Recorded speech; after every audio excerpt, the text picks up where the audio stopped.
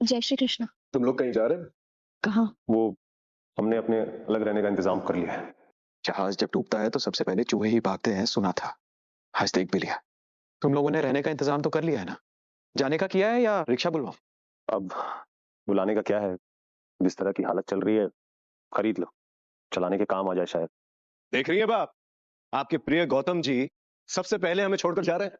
शीना जी, हटाना है लेकिन बात उठ ही नहीं रही है। जब बुरा वक्त आता है तो इंसान क्या, भगवान भी बेघर हो जाता है। पापा, सामान सारा पैक हो गया है, निकलना पड़ेगा। और घर को नीलाम होते हुए दिखना पड़ेगा। जब पैरों के नीचे से जमीन निकल जाए तो सर के ऊपर से छत भी निकल जाती है। कोई दुख नहीं, श्रीनाथ जी हमारी परीक्षा ले रहे हैं। हम सर उठाकर परीक्षा देंगे। बा और भगवान जी दोनों को चलना होगा। चले बा? हम कहीं नहीं जाएंगे। चलना तो पड़ेगा ना बा। पहले भगवान जी जाएंगे और उनके पीछे उनकी भक्त। क्षमा कीजिएगा श्रीनाथ जी, क्षमा कीजिएगा। नहीं भैया, हमारा मंदिर सुना नहीं होगा। फोन नहीं लग रहा, भगवान जल्दी से मैसेज पहुंचाए।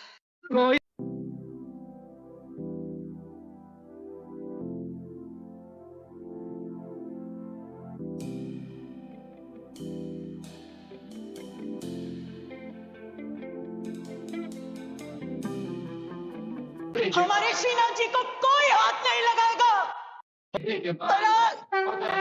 रुक जाइए पापा। पापा, राय का मैसेज आया। मम्मी ने सब सही कर दिया। उन्होंने पूरी दुनिया के सामने रजनी देसाई को बेनकाब कर दिया। आपको आपके पैसे वापस मिल जाएंगे, ये घर नीलाम नहीं होगा और हम इस घर से नहीं जाएंगे पापा। प्रोजेक्ट कैंसिल हो चुका है और वो बिल्डर हमारे सारे पैसे लौटाने के लिए मान गया है। सच हाँ, होगा। अरे गौतम जी, आप अब तक गए नहीं? अरे हाँ, मैं तो भूल ही गया। ऑटो में जाना आपकी शान के खिलाफ है। आप कहें तो आपके लिए कैब मंगवा दे। जय श्रीनाथ जी। जय श्रीनाथ जी। जय श्रीनाथ जी। कैसे कर लेते हैं आप? कमाल छुआ तुम्हें। जब हिम्मत हार गई थी तब हिम्मत देने के लिए थैंक यू। जब कमजोर पड़ गई थी तो ताकत देने के लिए थैंक यू। जब रास्ता भटक गई थी तो सही रास्ता दिखाने के लिए thank you, thank you, thank you. सच कहते हैं आप कि अगर खुद पे विश्वास हो तो लड़ाई लड़ सकते हैं, लेकिन लड़ाई जीती तभी जाती है जब तन मन आत्मा से आप पर विश्वास हो। आप ही कहते हैं ना कि कर्म करो, फल की चिंता मत करो। मैंने भी वही किया। मान अपमान, जय पराजय, हार जीत, लाभ हानि सब कुछ आप पे छोड़ दिया। और आपने भी मेरे धर्म कर्म भक्ति की लाज रख ली हो। मैं क्या ही कहूँ आपसे मेरे Krishna. Thank you, thank you, thank you, बहुत बहुत थैंक यू। इतना कुछ करते हैं आप और मैं आपसे झगड़ा करके जाती हूँ, आपको बातें सुना के जाती हूँ, आपसे हमेशा शिकायत करके जाती हूँ। सॉरी दादाजी। चौल को बचाने के लिए थैंक यू। आप जन जन की रक्षा करते हैं इसलिए तो चलाते हैं। आप कण कण में विराजमान हैं, आप हर जगह पर विद्यमान हैं, इसलिए तो वासुदेव है। आप हर पाप हर लेते हैं इसलिए तो हरि है। लोग सोचेंगे कि लो कान्हा जी को भी 5 पन्नों का भाषण दे रही है, पर मेरी बातें सुनने के लिए थैंक यू, मेरा गुस्सा झेलने के लिए थैंक यू, मेरी शिकायत सुनने के लिए थैंक यू। सच में कान्हा जी जय हो। मेरे कृष्ण कन्हैया लाल की जय, मेरे राधा कृष्ण की जय, मेरे मुरली मनोहर की जय, मेरे गोविंद माधव दामोदर मुरलीधर की जय, मेरे कंसवंशी द्वारकाधीश की जय। गणपति बाप्पा मंगल मूर्ति। कुटी, I'm sorry. It's okay. इतने में अपनी विदाई में नहीं रोई, इतना रोना आ रहा है। अनुपमा कहाँ है? वो पास वाले मंदिर गई है। वो वापस तो आएगी ना? वही सवाल तो खाया जा रहा है। सबने इतना भला बुरा कहा, फिर भी अनुताई ने अपना वचन निभाया। मगर बातें चुभी तो होंगी ना। भगवान जाने अनुताई वापस आएगी भी या नहीं। ये सब इन आंटियों की गलती है। ऐसे ऐसे ताने मारती है ना, क्या बताओ। क्या तुम लोग सब लोग सुबह उठ के तेजाब के गरारे करते हो क्या? हाँ, अनु बेचारी पता नहीं लौटेगी भी या नहीं। क्यों आई है? तूने मुझे पुलिस में क्यों नहीं दिया? एक बार के लिए लगा कि तेरे औरत होने का लिहाज कर, लेकिन फिर ध्यान में आया कि तूने मेरी परी और मेरे इशारे के साथ जो कुछ भी किया उसके बाद तू किसी भी लिहाज से किसी भी लिहाज के लायक नहीं। तेरी सही जगह ने जेल है रजनी, तू उसी लायक है। तो फिर तूने क्यों? दो बातें। पहली बात, तूने सब कुछ लिखित में दिया है, तूने जो कुछ भी किया, जो फ्रॉड किया, जो धोखे से सिग्नेचर लिए, वो सब कुछ तूने लिखित में दिया है। तूने ये भी लिखित में दिया है कि अब पूर्वी छाया चौल को, उसके एक भी घर को, उसके एक भी निवासी को कुछ भी नहीं होगा। और तूने ये भी लिखित में दिया है कि पराग जी के सारे पैसे तू वापस कर देगी, लिखित में। और दूसरी और सबसे जरूरी बात, तेरे बच्चे हैं। अरे जिन बच्चों की तेरे जैसी माँ है, उनके जीवन में पहले से ही इतना दुख है कि उनका दुख और क्यों बढ़ाऊं। तुझे पुलिस पकड़ कर ले जाएगी, मीडिया में थू थू होगी, मुकदमा चलेगा, तेरे हिस्से जेल आएगी, लेकिन उनके हिस्से आएगी बेइज्जती। उनको सर झुका के रहना पड़ेगा, उन्हें जिंदगी भर की जिल्लत मिलेगी। तो मैंने तुझे जेल से नहीं बचाया, उनको जिल्लत से बचाया है। अच्छा, मैंने मुकदमा नहीं किया, इसका मतलब ये नहीं कि बाकी के लोग भी नहीं करने वाले हैं। चौल वाले, वो बिल्डर, यहाँ तक कि पराग जी भी तुझ पे कई सारे केस डालने वाले हैं, फ्रॉड का, फॉर्जरी का, चीटिंग का, धोखेबाजी का, और पता नहीं क्या क्या। वो सब तो तू संभाल ही लेगी। हाँ, लेकिन कम से कम मुझ पे अटेम्प्ट टू मर्डर का केस तो नहीं लगा, वरना पता नहीं मेरी पॉलिटिक्स का क्या होता। तू पागल है क्या? पॉलिटिक्स पॉलिटिक्स पॉलिटिक्स पॉलिटिक्स वो नाग है जो एक बार डस ले तो इंसान का खून पूरा का पूरा नीला पड़ जाता है। उसके बाद पाप, पुण्य, प्रेम, परिवार, प्रतिष्ठा, परंपरा, ये सब कोई मायने नहीं रखती है ना। सिर्फ पैसा, पावर, पॉलिटिक्स, यही रह जाता है जीवन में। और जितना ये सब रहता है ना जीवन में, उतना ही जिंदगी अपने आप से दूर हो जाती है, परिवार अपने आप से दूर हो जाते हैं। अरे परिवार के नजदीक जा, छोड़ ये सब। जब तक जिंदगी के पास नहीं आएगी ना, तब तक जिंदगी इम्तिहान लेती रहेगी। उस इम्तिहान में पास हो जा रजनी देसाई, वरना जीवन भर के हर जन्म में इसी कुचक्कर में फंसी रहेगी। पाप तूने खुद ढूंढा है ना, प्रायश्चित भी तू खुद ढूंढ। इतना झूठ बोला है जनता से, अब तो सच बोलना सीख जा। प्रायश्चित कर रजनी, तो हो सकता है तेरा लोक परलोक सुधर जाए। समाज को आज तक सिर्फ लूटा है, यही समय है, अब कुछ वापस भी दे। हो सकता है कान्हा जी तुझ पे कृपा करते हो, तेरे बच्चों के मन में आज जो तेरे लिए नफरत है ना, वो खत्म हो जाए। अरे आज की इस पॉलिटिशियन, इस लालची रजनी देसाई को वो अहमदाबाद की गलियों में भागने वाली रज्जो से मिलवाने, जो दूसरों का दुख देख के खुद रो पड़ती थी, दूसरों की मुसीबत में खुद भागी भागी जाती थी मदद करने के लिए, सच में कुछ अच्छा करना चाहती थी, सबके लिए अच्छा करना चाहती थी। कहाँ गई वो रज्जो? क्या है ये? हाँ, ये तुझ पे जरा भी विश्वास नहीं है, लेकिन कान्हा जी के सामने खड़े हैं तो उम्मीद करती हूँ कि आज के बाद तू कुछ अच्छा करे ना करे, लेकिन बुरा भी नहीं करेगी। अनु नहीं, मैं माफी लिए बगैर नहीं जाऊंगी, मैं नहीं जाऊंगी तेरी माफी के। नहीं, तू मुझे माफ कर, तू बस एक बार मुझे माफ कर देना अनु, प्लीज। अनु, मैं नहीं छोड़ूंगी। अरे गौतम भाई, एक काम करो ना, जब तुम दोनों अपने घर ठीक से पहुंच जाओगे ना, तो मुझे एक मैसेज कर देना। अरे जाओ जाओ, तुम्हारा घर तुम्हारा इंतजार कर रहा है, निकलो। मोटी बा, मैं ना एक काम करता हूँ, इस मूवमेंट का वीडियो निकाल कर आपको भेज देता हूँ। वो क्या है कि अब सब कुछ ठीक हो गया है तो आप फिर से इन दोनों की साइड लेने लगेंगी, और आपके लिए आपके ये गौतम जी और माही आपके अपने हो जाएंगे। ये वीडियो देखते रहिएगा और याद कीजिएगा कि इस मोमेंट में क्या हुआ था।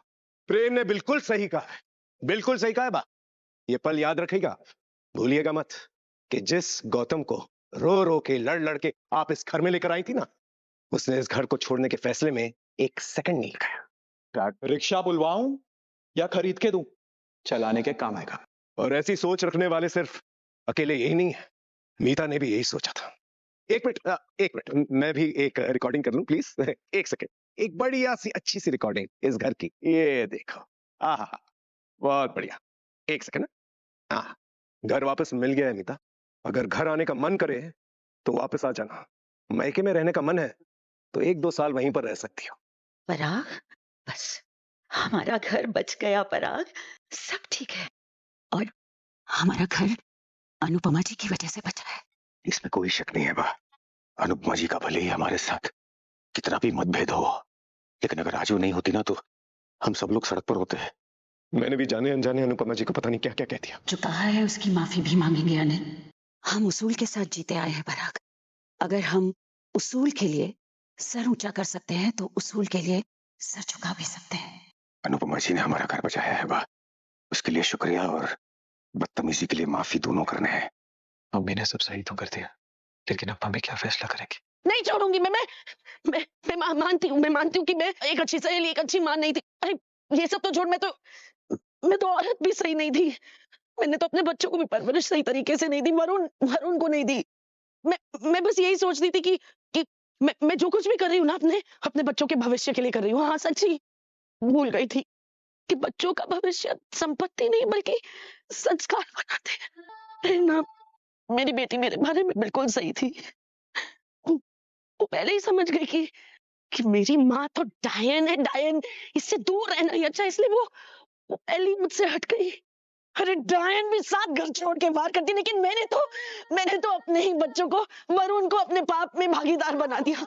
मैंने तो अपने ही बेटे का, लेकिन भगवान जी का शुक्र है, भगवान जी का शुक्र है कि उन्होंने वरुण के हाथ से कोई पाप नहीं होने दिया, वरना मैंने तो उसकी जिंदगी बर्बाद कर ही दी थी। कैसी माँ हूं मैं तेरे आगे हाथ जोड़ती हूँ, मेरा एक काम कर दे प्लीज, मेरे बच्चों से कह देना मुझे माफ कर दे प्लीज अनु, प्लीज प्लीज उनसे एक बार कह दे कि मैं अच्छी माँ बन के दिखाऊंगी।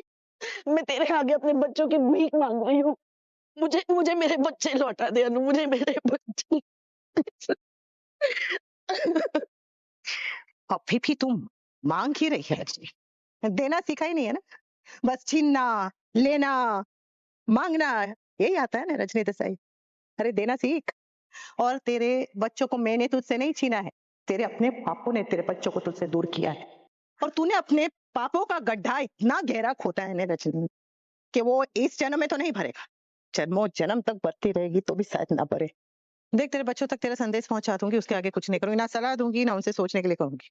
पता तुझे देखकर ऐसे दिमाग में आया कि जब कोई शमशान में जाता है तो अचानक से उसके मन में बैराग जाग जाता है कि क्या दुनियादारी, सभी को यहीं आना है। लेकिन जैसे ही वो बाहर निकलता है कुछ देर के बाद सब भूल जाता है, वही दिनचर्या, वही सब जो कर रहा था वही सब। तेरे अंदर भी मुझे अचानक से वही बैराग जागता हुआ दिखा है। अब ये आंसू असली है या नकली है तो तभी पता चलेगा जब ये आंसू सूख जाएंगे। अच्छे होने की बातें करना, सुधरने की बातें करना बहुत आसान है, लेकिन अच्छा बनना बहुत मुश्किल, क्योंकि अच्छाई का बोझ जो होता है ना वो बहुत भारी होता है। जब इस बोझ को उठा के तू 4 कदम चलेगी ना, तब हो सकता है मैं सोचूं कि हाँ शायद ये सुधरने की कोशिश कर रही है। अभी जो तू सब कह रही है ना रजनी, मुझे तो सब खोखला ही लग रहा है। माफ की बोलकर नहीं, कर्मों से मांगी जाती है, इसलिए बोल के नहीं करके दिखा। सोच के रास्ता पार नहीं होता, रास्ता पार करने के लिए चलना पड़ता है। इसलिए सिर्फ बता मत, सिर्फ सोच मत, उस रास्ते पर चल के दिखा। अपने पावर, अपनी पोजीशन, इस सब का सही इस्तेमाल कर। जिंदगी में एक बार करके तो देख, हो सकता है जिंदगी सुधर जाए। और एक बात और, जीवन में चाहे कुछ भी हो जाए, किसी भी हालत में, चाहे कोई भी मजबूरी क्यों ना, किसी का भरोसा मत तोड़ना। अनु, एक बार गले लगा ले यार, बस इतना कह दे कि तू माफ करने के बारे में सोचेगी। गले लगा ले अनु, तूने तूने वरुण, भारती, चौल वाले सबको माफ किया, तो फिर मैं एक बार गले लगा ले प्लीज। जिसने पहली बार गले लगाने पर पीठ में खंजर मारा हो, उसे दोबारा गले लगाने की गलती नहीं करनी चाहिए। जय श्री कृष्ण, जय श्री कृष्ण, जय श्री कृष्ण। बुराई कितनी ताकतवर क्यों ना, जीत हमेशा सच्चाई की ही होती है।